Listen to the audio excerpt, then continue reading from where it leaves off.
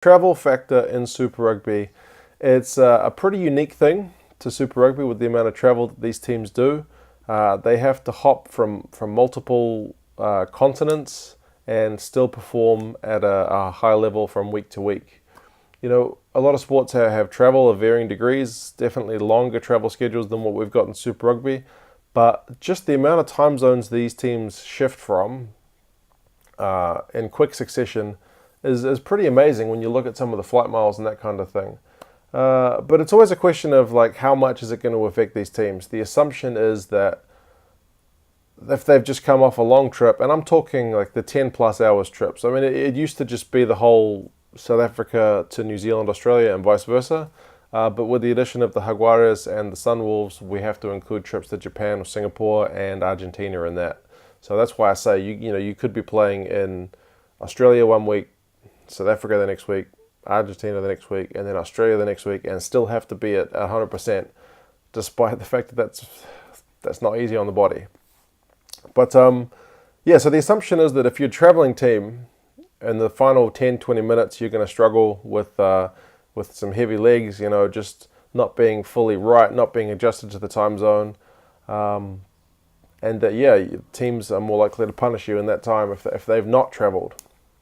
But from what I've looked at for this season so far, it doesn't seem to be having a huge effect on the results. So of all the teams who've been traveling, they've actually had more wins than teams not. So teams who have traveled have won 13 times and lost 10 with one draw in that mix. So when the Waratahs traveled to Durban to play the Sharks, that was a draw.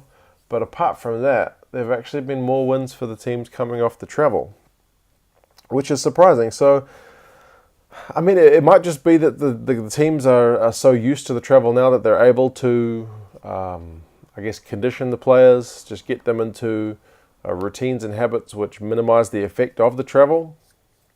Good use of the substitutes bench. Maybe guys are just kind of accustomed to it, as humans are like to do, to adapt to their circumstances. But yeah, 13 to 10, it is pretty surprising.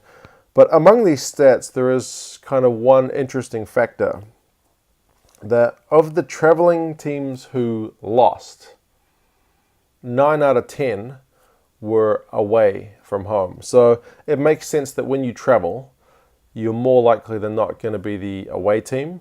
But there are circumstances where a team is traveling and they're actually going home to play a team who's not traveling. So for example, the Chiefs this week, or last week, traveled back to New Zealand from Japan and played the Highlanders. The Highlanders haven't left New Zealand yet. So the Chiefs were the traveling team, but they were at home. So for these losses, 9 out of 10 have been away.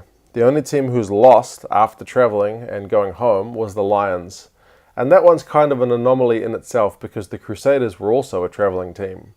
So the travel might not even been really a factor. So the Crusaders are on here for traveling from New Zealand and winning, but the Lions are on here for traveling from Argentina and losing.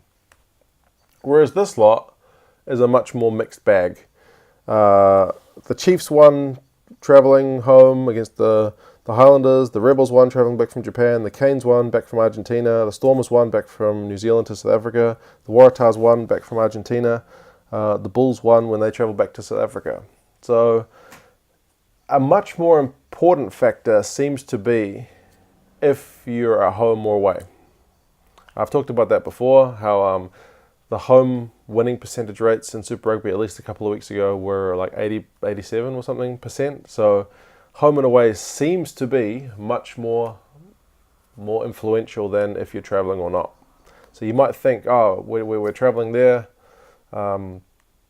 Or actually, you might think that we've got them and they've just come back from travel, so maybe it's a good opportunity to beat them when they're at home. Not this season anyway, because like I said, it's only the Lions who have travelled home and dropped a game. I mean, plenty of teams have been getting away travel wins. Like a lot of teams have been traveling to Japan and getting wins over the Sunwolves.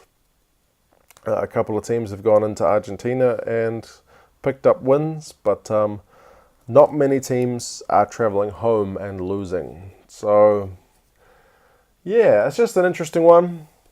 I would have thought, like I said, I would have thought it would have been kind of a more heavy split, that teams who are traveling are losing more, I wouldn't have thought that it's such a kind of a healthy balance, but there you go. Teams must be doing something right.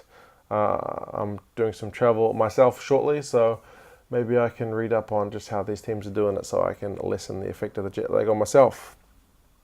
What do you guys reckon? Is there anything in that that's kind of telling?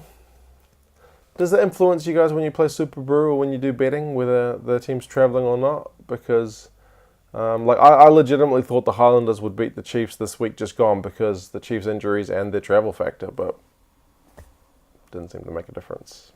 Anyway, that's it from me just for this quick one, and yeah, I'll talk to you guys again soon.